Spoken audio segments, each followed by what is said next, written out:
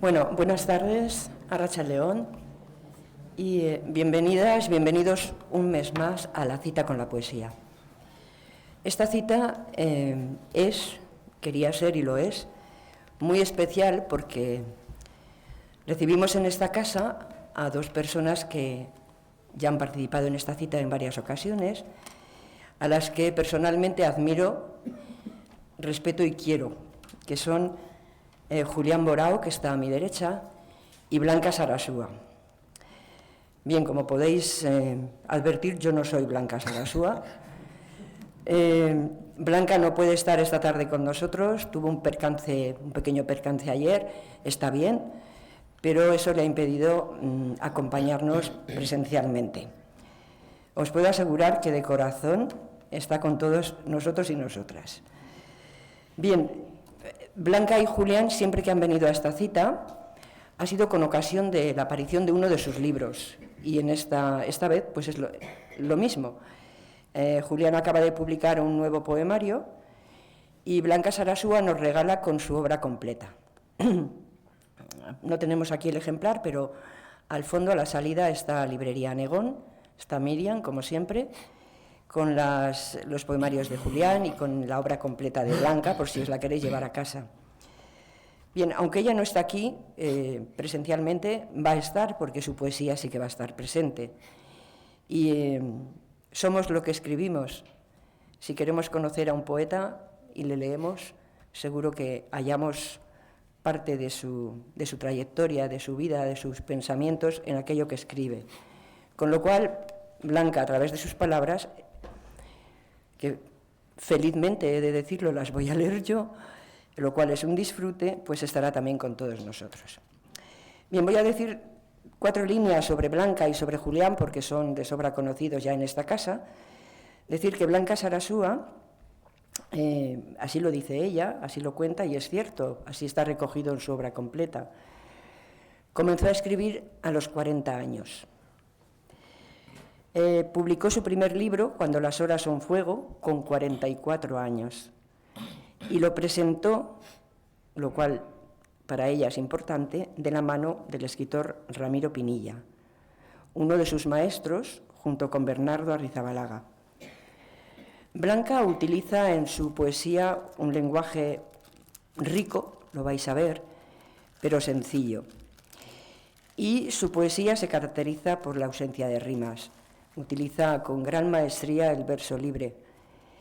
Ella cree en la belleza del verso libre, pero considera que hay que ir más allá de lo estético.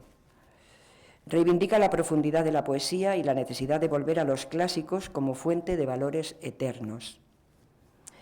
Concibe la poesía como otra forma de ver el mundo. En fin, Blanca tiene una trayectoria dilatada, importante. Ha colaborado en varias revistas literarias como Surgay, Albor, Amilamia, Alborada, etc., en periódicos como El Correo o El Diario de Ávila, entre otros. Y yo no voy a nombrar todos sus libros, están recogidos en su antología, en su obra completa, creo que son 14, Julián, 14 libros los que tiene publicados, y algunos han sido premiados, por ejemplo, con el Ernestina de Champurcín, el premio de nuestra poeta vitoriana. Y según me señalaba Carmen Vicente, que es amiga de Blanca, Blanca fue la primera Ernestina de Champurcín, el primer premio Ernestina de Champurcín que se concedió en Vitoria. Pero también tiene el Premio Internacional San Juan de la Cruz, bueno, y otros muchos reconocimientos en los que no me voy a detener.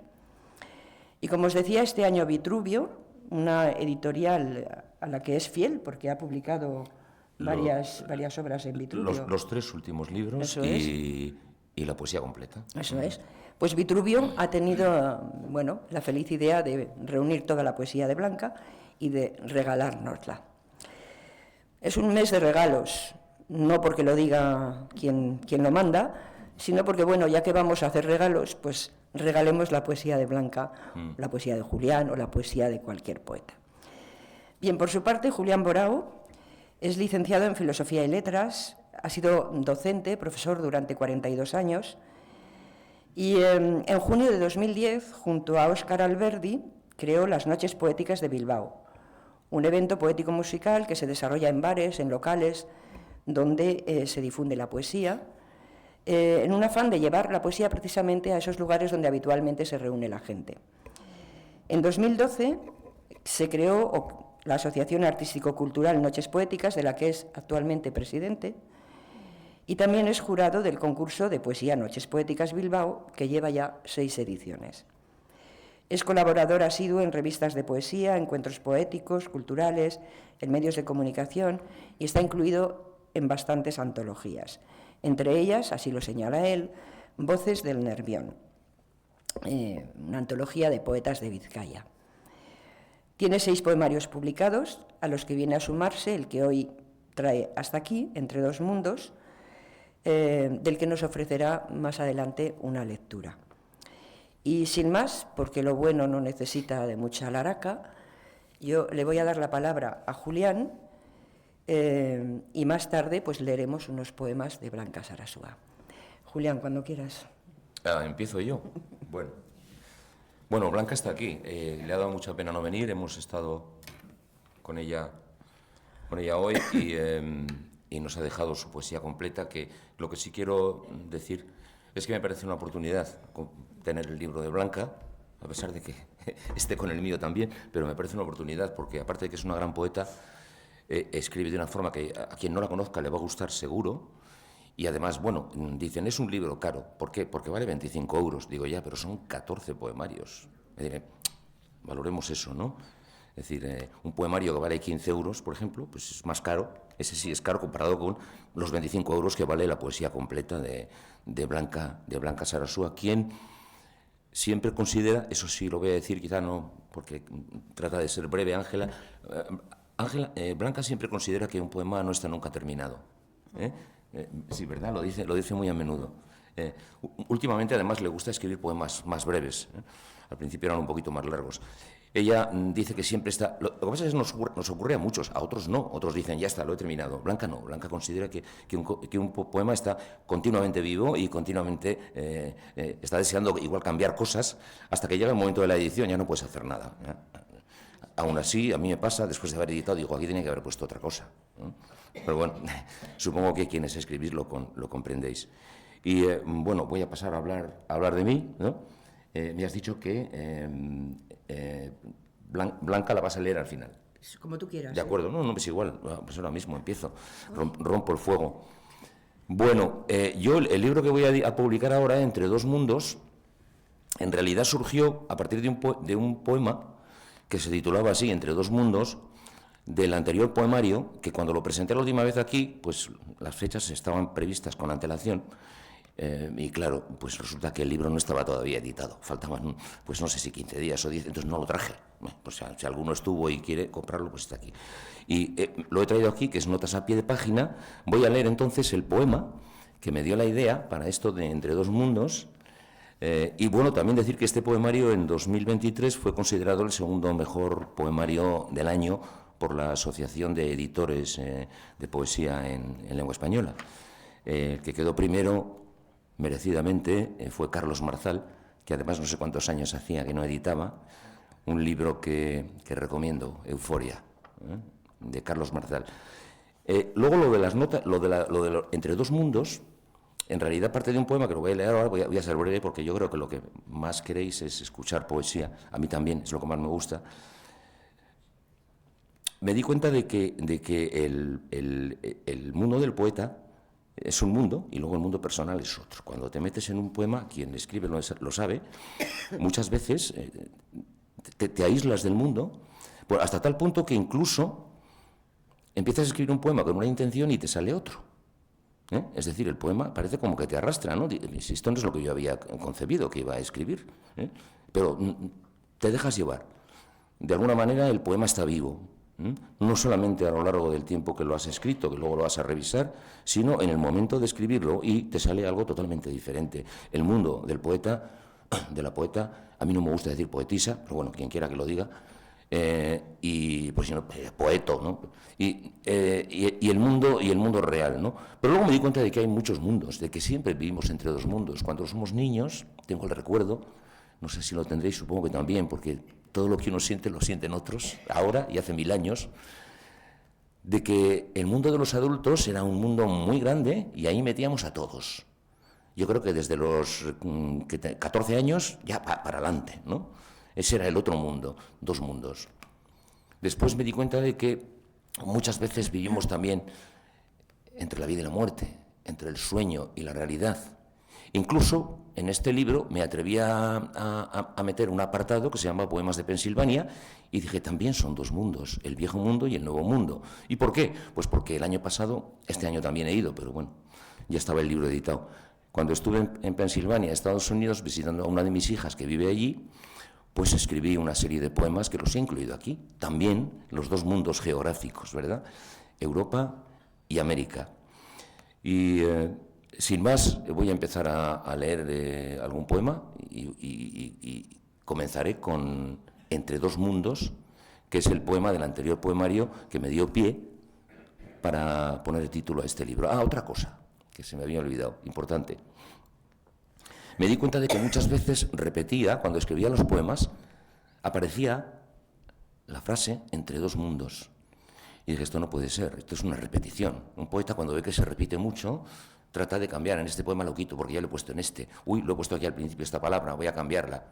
Pero asistí a una presentación de Pedro Ugarte, que es novelista y también poeta, que está aquí, que me ha acompañado. No te voy a hacer levantar la mano porque no estamos en clase.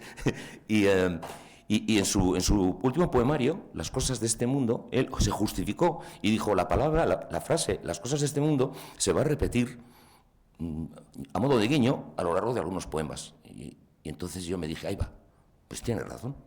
No voy a quitar más la frase entre dos mundos, la voy a dejar. Por eso, quien lea el poemario verá que esa frase entre dos mundos se va a repetir en varios poemas, y fue Pedro Ugarte el que de alguna manera me dijo, te bendigo, hijo mío, puedes hacerlo.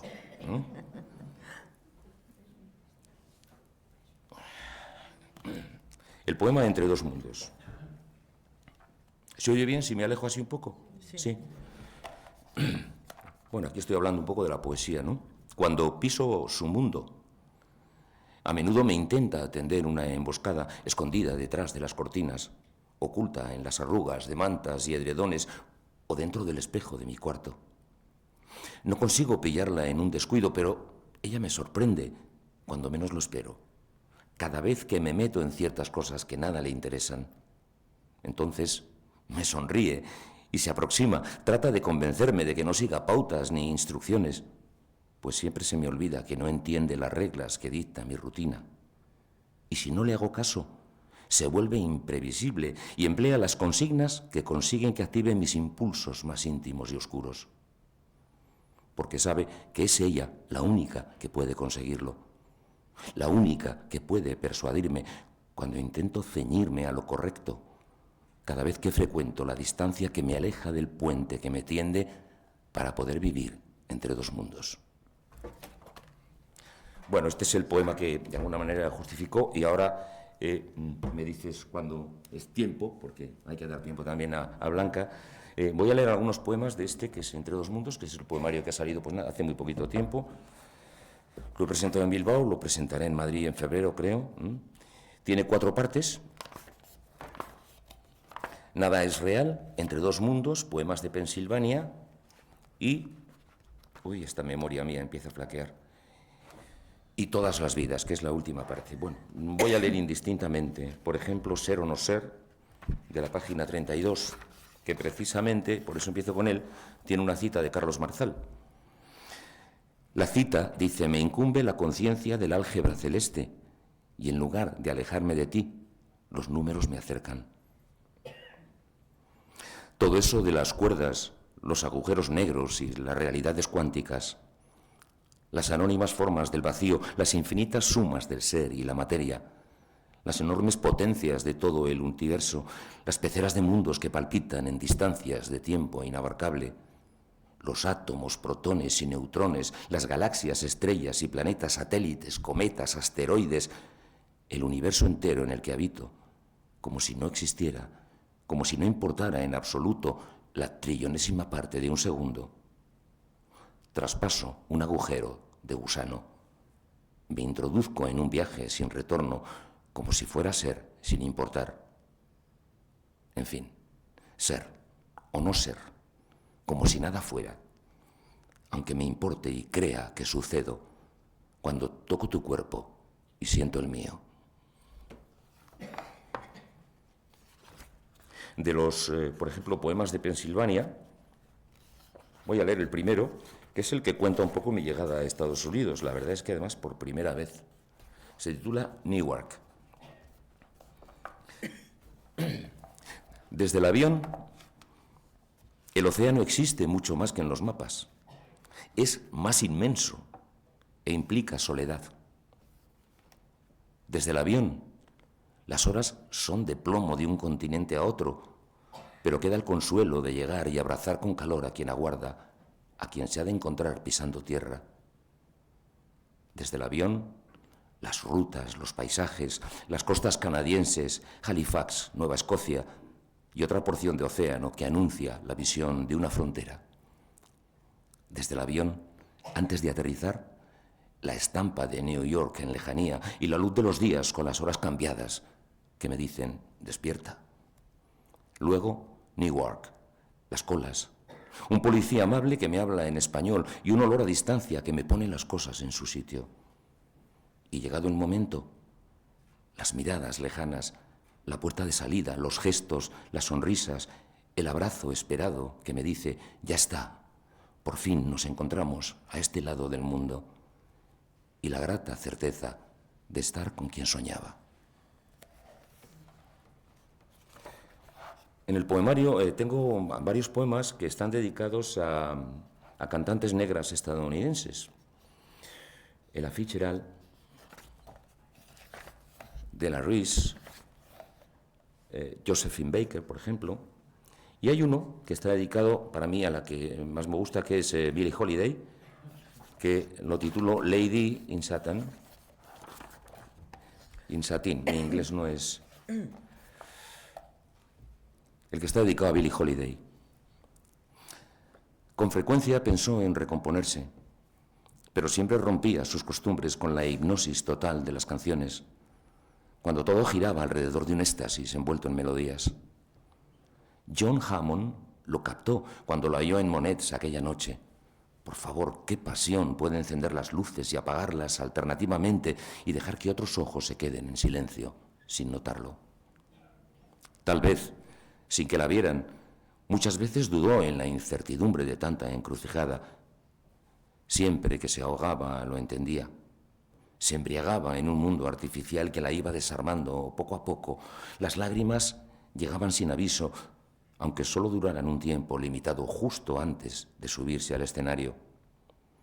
El mismo Lester Young, imprescindible, nunca pudo escapar de aquella magia que voz y saxofón dramatizaban. Y aunque creyó marcado su destino, Lady Day dejó huella sobre todo ese peso de una vida que no alcanzó totalmente a encauzar. Los árboles sureños cargan flores extrañas, huelen a intolerancia y amargura, suenan con una cruel melancolía, sin aire suficiente para la libertad. Se fue, casi sin fuerzas, pues todo pasa y muere sin remedio. Porque acaso es mejor vivir entre la música, morir cuando hay aplausos, dejar que el micro espere entre las luces y quedarse en el ritmo de una última canción.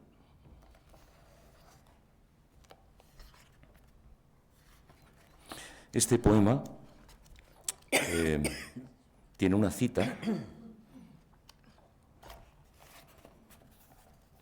de una poeta griega que me gusta mucho, que se llama Rita Sumi Papá. Y la cita es un poema que trata de esto. Dice, si saliera a pasear con mis amigas muertas, la luna llena treparía alto, como un ramillete de azahares, para coronar sus frentes. Y yo digo, si mis amigos muertos volvieran a vivir, Todo sería azul, serenidad, amor consolidado por el tiempo que pasa sin medirse. Las ausencias que ahogan podrían aplazarse o disiparse sin nada que perder en el camino. Si mis amigos muertos volvieran a vivir, descansaría el aire de dudas y de olvidos, jugando entre la risa de lo eterno que existe en un lugar entre dos mundos, y el sol alumbraría para encender la luz de cada gesto. Y si pudiera ser, yo estaría a su lado, contándoles que solo ha sido un sueño, un cruel malentendido, una mala pasada en sus memorias. Todo a su alrededor sería luz, poema, canción y melodía de amistad, si pudiera abrazarlos uno a uno, si pudiera de nuevo estar con ellos, si mis amigos muertos volvieran a vivir.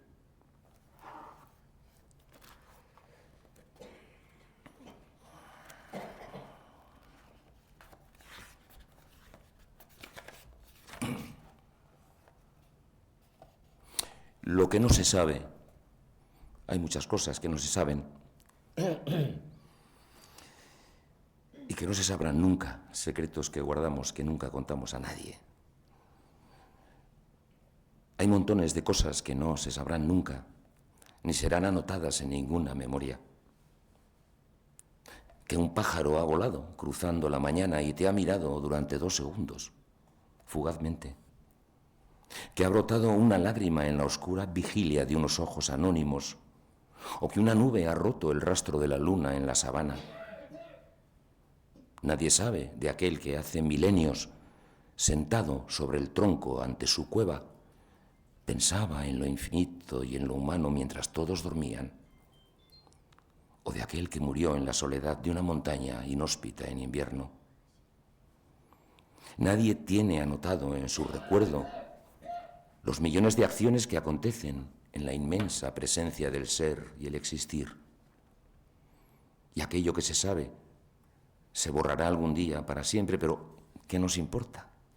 Si al final solo somos las inútiles gotas que se creen la vida mientras caen en océanos sin tiempo. Hoy he estado pensando en muchas cosas.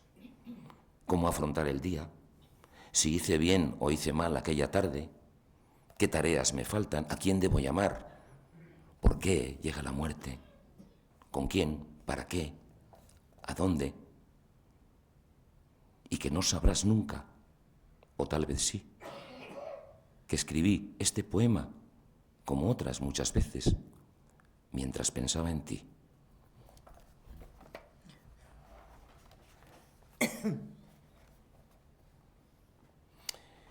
Este poema fue, en muchos poemarios incluyo poemas históricos, la verdad es que en este solo he puesto uno. Me acordé de aquel que estudiaba en la escuela, Viriato, el héroe lusitano, que lo mataron unos generales suyos porque Roma prometió que les iba a pagar, y que cuando fueron a cobrar después de haber matado en su tienda a Viriato, el romano le dijo: Roma no paga traidores. Pero yo pensé en la muerte de Viriato, en aquel momento en el que fue traicionado. Miraba a todas partes. Sus ojos preguntaban sin entender si había despertado. La oscuridad sutil se refugiaba en velas apagadas, en antorchas dormidas de noche en el paisaje, en puñales traidores empuñados por manos conocidas, dando pasos a ciegas, tropezando en las pieles, traspasando las telas, eludiendo los mapas y la mesa del juego de la guerra, que nunca ganarían. Se preguntó ¿por qué? Mas no había respuestas en los ojos verdugos, sino contradictorias conclusiones. Y se dejó llevar hacia otros ojos. Lo miraban sus padres, sus hermanos. Él mismo los veía buscando en su niñez. Lo miraban la tierra y los paisajes con una familiar complicidad sin tregua. Lo miraban la espada y los caballos que le hicieron luchar con la certeza de aquella libertad que se truncó. No pudo resistirse a su final, tempus fugit. Lo supo en ese instante. Los últimos segundos debieron ser terribles, aunque nunca se sabe. Cada cuerpo sostiene un universo entero que refleja otros ojos de amor y de amistad. El dulce premio de los días felices, los sueños placenteros que alivian el adiós definitivo. Supongo que alguna persona de aquí se acordará de Viriato, ¿no? Cuando lo estudió.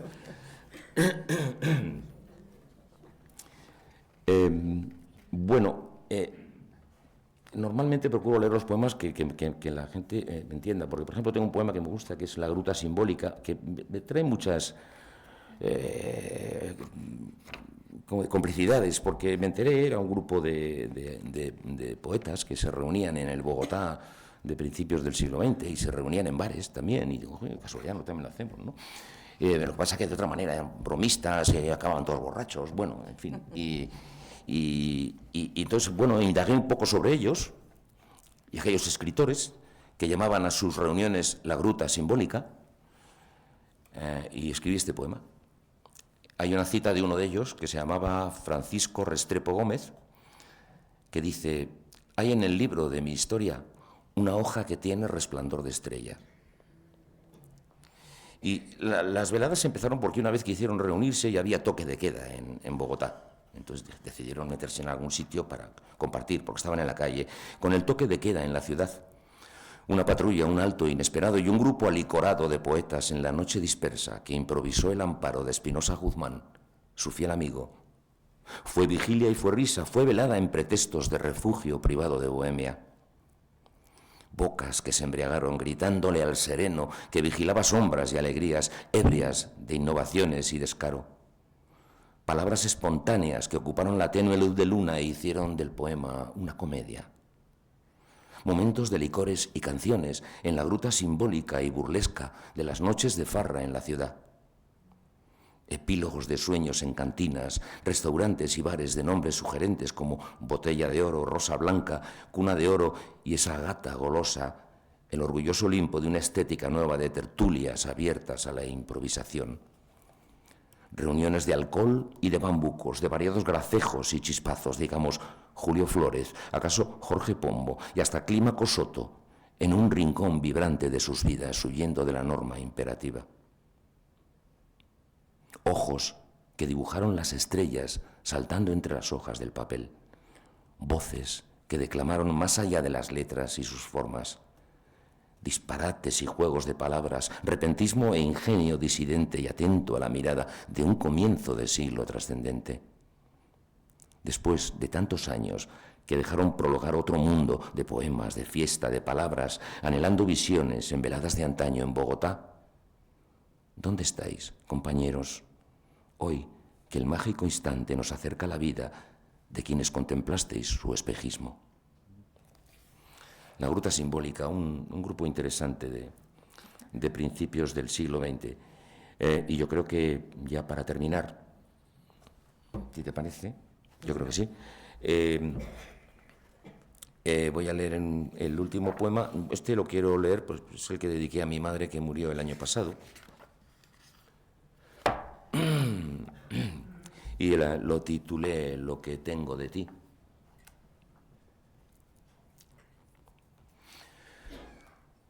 Quizás alguna vez pueda decirte que voy a devolverte lo que tengo de ti. Lo conservo por eso, porque espero que un día pueda volver a ti, lleno de vida. Lo custodio guardado, ocupando mi espacio, como si descansara, sin tiempo ni memoria, en medio de un paréntesis inédito, escondido entre armarios y cajones, mientras duerme en sus sueños de existencia. Lo que tengo de ti son todas esas cosas con las que te recuerdo desde lo cotidiano de tu ausencia. Hay veces que las muevo para que se acomoden y respiren y para que no olviden que solo están de paso entre mis cosas. No me lo dicen nunca, pero yo sé que piensan en volver a tu lado para seguir contigo. Sin embargo, no saben que ya todo ha cambiado, que tú misma has urdido decorados que ya no son los mismos y que tal vez se queden solas entre mis días para siempre. Aunque yo aún mantenga la esperanza de que quizás alguna vez pueda decirte que voy a devolverte todos esos instantes de tu vida, los que tengo de ti para quererte. Gracias. Gracias.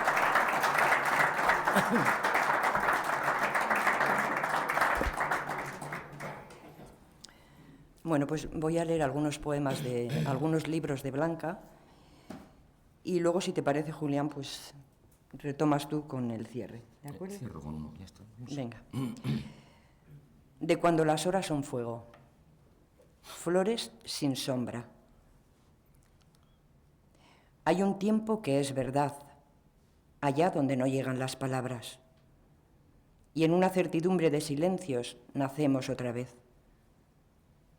Esta vez no te has ido, porque puedo buscarte donde ni las flores tienen sombra. Y por guardar tu imagen se han pintado de blanco los espejos. Esta vez te has quedado conmigo.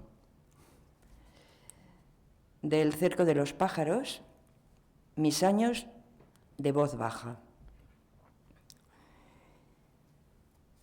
En el ámbito cerrado de la noche me he sentado a caminar por mis recuerdos. He pasado por un parque con patines de trenzas y flequillos y algún que otro bocadillo, ya fósil, en su reino de estraza. Fueron mis años de una sola línea, escuetos y tranquilos. Unos años de infancia y muñecos recortables y miles de preguntas retrasadas, recortables también, nacidas a destiempo. Se lo callen o no, la mía fue una generación de cuerda y trompa, muy fácil de domar, y siempre habló en voz baja por los largos corredores de silencio.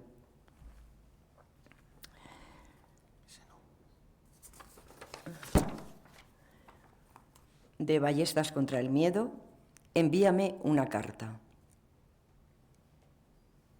Envíame una carta aunque se pierda. Envíame unas velas encendidas, no sé, un monte, por ejemplo, que me mire desde arriba. Envíame sonatas, pergaminos, capiteles corintios que apuntalen esta luz de la tarde que resbala. Algo de Brahms, el mar y su epicentro. Banderas sin mancharse de colores, que se puedan pintar como se quiera. Y sobre todo, aire, sin cauces, aire suelto. De momento, la carta, aunque se pierda. ¿Quién ha visto un ambleo? El beso del pasado. Al final era el beso. Era un beso de cámaras, de frío y celuloide, pero era un beso. El susurro de un chelo lo mecía con sus cuerdas vibrando hacia el deseo. Antes de poner fin, arreciaba la música en catarsis de amor y sangre alerta. Lo zanjaban las luces y el telón ocultaba su pasión de mentira. Pero era un beso al fin, por más que les pesara, que llenaba de seda nuestras flores más íntimas. Al salir a la calle éramos más hermosos, portadores de un beso que nos pertenecía. Bueno, la pena de esta lectura es que nos perdemos todas las anécdotas que Blanca nos habría contado con cada uno de los poemas, porque Blanca se saltaba aquello que decía Claudio Rodríguez, de al lector no hay que contarle nada ni explicarle nada. A Blanca le encanta explicar lo que ha rodeado, adornado su escritura, ¿no? Pero bueno, de la mirada del maniquí, la perspectiva. Tengo que organizarte, muerto mío. Tengo que acomodarte en mi memoria, que no acepta el final cuajado en piedra. Es preciso ubicarte. Tu sombra de mi mano, volviendo más oscura la sombra de la tierra. Tengo que acostumbrarme a tu distancia para hablarnos por señas. Es cuestión de buscar la perspectiva para que de una vez te quedes quieto. De Coyunta Recia, primer amor. Eran tiempos de lule en los libros de texto, luz en tecnicolor, amor inédito. La tierra estaba lejos y volábamos. El espacio era nuestro. En la plaza del pueblo nos mecía la música y bailábamos juntos sin rozar el pecado. Tímidos con retranca, felices en fascículos, porque nadie quería conocer el infierno. Aquellos 15 años al margen de los besos con reconstituyentes, aquellos 15 años sin mochila, sin mudar todavía. Música de Aldaba, el poema no apto para menores. Guateque de domingo. Nosotras esperábamos una buena manera de ejercer la paciencia. Ellos nos elegían como fruta en su punto, y la vida pasaba a veces sin mirarnos. El tango era un deseo fuera de nuestro alcance. Tan recatadas siempre, por favor, tan estrictas. Lo nuestro eran los valses de mirada perdida, perdido el corazón, y una vida perdida por miedo a tropezarse. Y sin embargo, había que caerse. Aprender a vivir es saber levantarse, y fuimos bachilleres cum laude del analfabetismo de la vida. Lo mejor del guateque era su víspera, trapicheo de blusas y collares. Nos cambiábamos todo, menos el alma inédita. Ahora que ya no hay vísperas, especie a proteger en un mundo escaldado, dejadme la ilusión en naftalina de las fotografías de este álbum. De Bacillelmo, idioma universal. Los dos de nuevo, Sancho y Don Quijote, por las tierras sin lindes de Castilla. La tarde va cumpliendo su palabra y escribirá el ocaso su luz sacralizada. Si la vea la risa en su algaraza, rebuzna el rucio, relincha rocinante, y los cuatro se entienden en un único idioma, el de la libertad.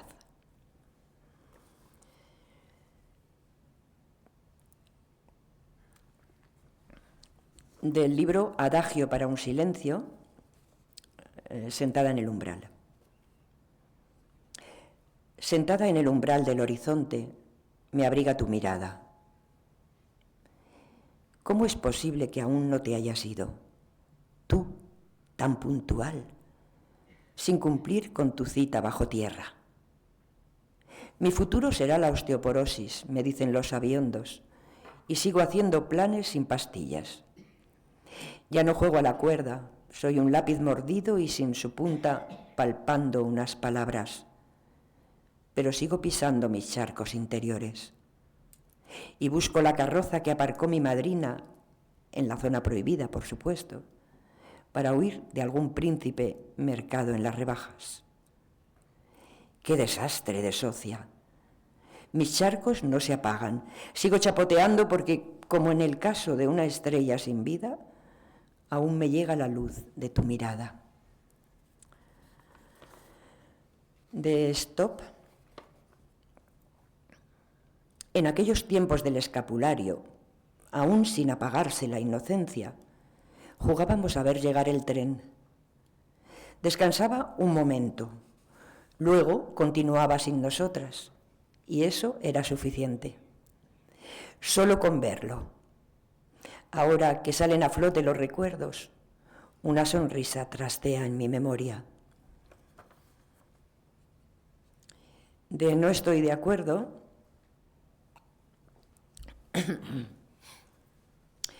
Este WhatsApp para los Homo sapiens de Santimamiñe. Os pedimos consejo. Cuando os reprodujisteis en la cueva, empezaron a fallar los ciervos. Había que actuar. Así que bajasteis a buscar amistad con la marisma. Fuisteis bien recibidos por las ostras y almejas. Queda constancia de ello por sus fósiles. ¿Cómo lo hicisteis? ¿Qué camino tomasteis? Me niego a conversar con un robot para saber cómo salimos de esta. Es maravillosa. La pena es que no tenemos aquí su voz, su manera de decir y todas esas anécdotas que rodean a sus palabras. Pero bueno, con esto de momento...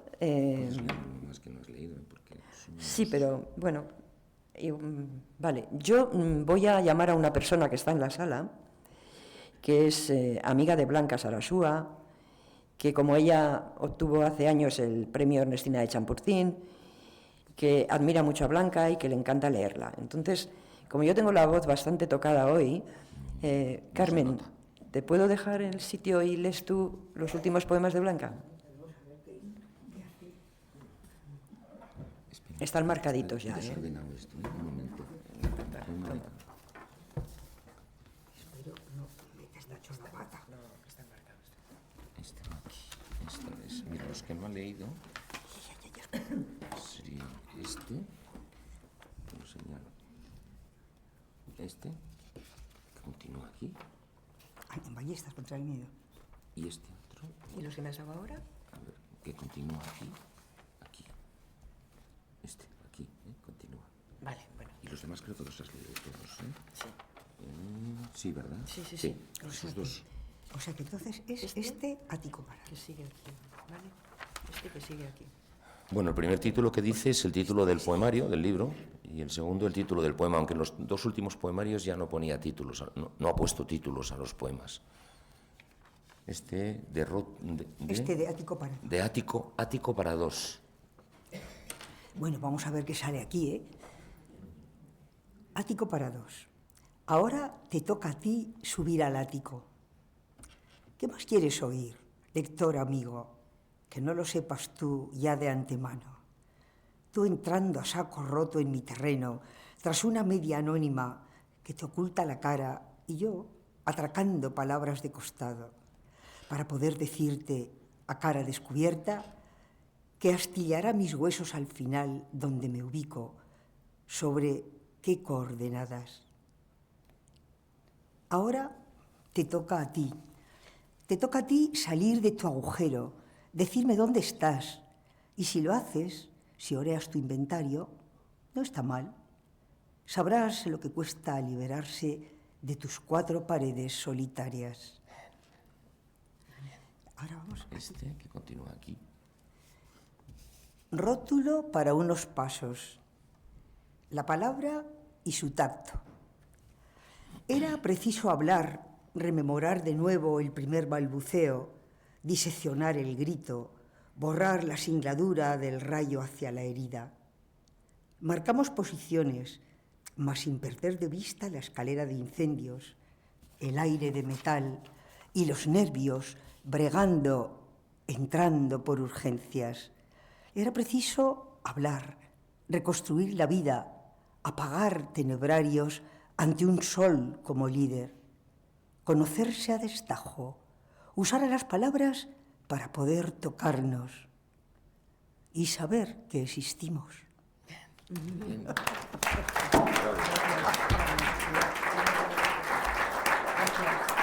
Qué bien os ha leído. Muy buena lectora. Sí. Bueno, pues igual quedaba otro por ahí de Blanca, ¿verdad? ¿De Blanca? No. Hemos leído todos, uno de cada Pues poemario. cierras tú con alguna... Está el libro por ahí, se puede pedir y mirar. Vale. Te acercas No, si no, quieres. tranquilo. Bueno, entonces leo algún poema más. Bueno, voy a leer este poema. Una declaración de intenciones, quizás. No, bueno, espera, voy a leer otro. Si puedo leer dos, voy a leer uno que es un poco irónico, que se llama Los Infames, pero no lo tengo... Sí, la página 110. Aquí. Los Infames, por decirlo de alguna manera, una palabra que queda bien. Los infames a veces se acercan hábilmente a nuestro lado, luciendo una sonrisa tan amplia como ensayo ante el espejo y acudiendo al abrazo en desmesura. Son tan protagonistas que ocupan el guión y lo proclaman, haciéndonos saldar todas las deudas con el profesional ardid de la amistad. Los que forman su círculo elegido son solo figurantes sin papel que quedan abducidos al escuchar hermano, gran amigo, y aceptan los desdenes con la docilidad de un perro fiel. Bien por psicopatía o por complejo, los infames se crecen con las adulaciones que algunos les obsequian y ajustan sus progresos al esquema habitual de su estrategia. Raras veces se muestran como son, en un descuido, pero solo en privado y sin testigos, y convencen a todos los incautos de la traición de aquel que se revela, haciendo ver que hay un malentendido en la injusta protesta de sus víctimas. Mas si saben que triunfan, te injurian sin piedad al ausentarte. Los infames están por todas partes, entre amigos, familia y conocidos, incluso entre colegas. Sin que nadie lo note, provocan odio, envidias y disgustos que incumben a los otros, nunca a ellos, quedándose el pedazo más grande del pastel de la discordia. Son tóxicos y listos, es complicado desenmascararlos. Hacen que quedes mal si los criticas.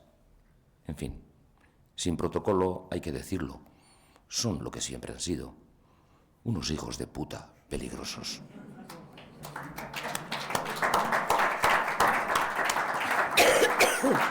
Eso ya está. Vale. Bueno, ¿queréis que lea alguno más? Ah, mira, quieren. Oye. Uno. Uno dedicado a los seres humanos. Es un poema muy sencillo.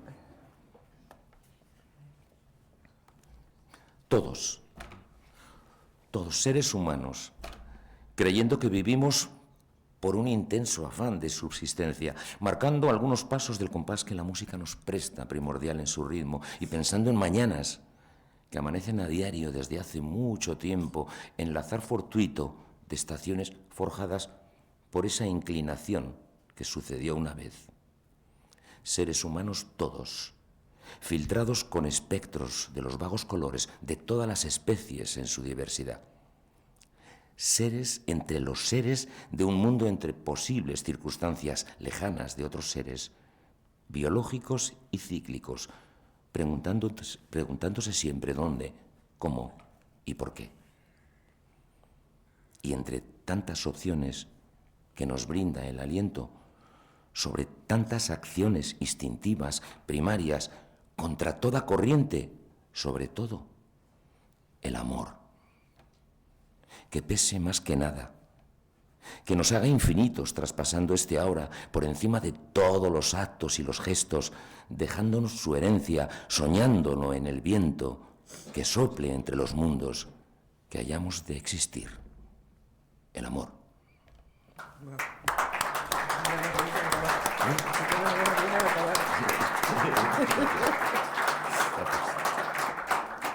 Bueno, muchísimas gracias porque sé que amáis la poesía y a mí eso me reconforta mucho. Ha sido un verdadero goce escuchar a Julián porque pocas personas tienen la voz que tiene él y la capacidad de transmitir como él transmite. Muchísimas gracias, Julián. Aprovecho ya para deciros, me disculpo porque aprovecho ya para deciros que el mes que viene, el día 19, será la última cita con la poesía de este año y será una cita muy especial porque en ella queremos recordar y rendir homenaje a una gran amiga, poeta, fue premio Ernestina de Champurcín también, una gran dinamizadora cultural, una mujer impresionante, Laura Marinas, que nos dejó el 6 de enero de este mismo año. Entonces, os invito a acudir a esa cita para tenerla presente, para recordarla y decírselo a todo el mundo que quiera celebrarla con nosotros. Así que el día 19 de diciembre nos reunimos otra vez aquí con Laura y con la poesía. Al fondo está Miriam con los libros de Julián y de Blanca Blanca nos lo podrá dedicar, pero yo me comprometo, si alguien quiere, a hacerle llegar el libro a Blanca para que lo dedique y se lo vuelva a devolver, y os lo entrego una vez firmado. ¿De acuerdo? Pues muchísimas gracias. Gracias. Que terminéis bien el mes.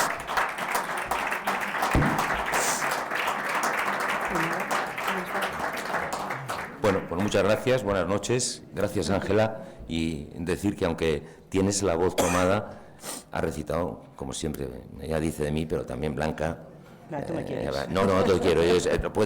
Yo creo, no es peloteo, es verdad. Es una de las personas que recita bien. Y la espontánea. Carmen. Cuidado, qué bien. Blanca, seguro, se lo voy a contar, y va a quedar contenta. Muchas gracias a todas las personas que habéis venido. Gracias.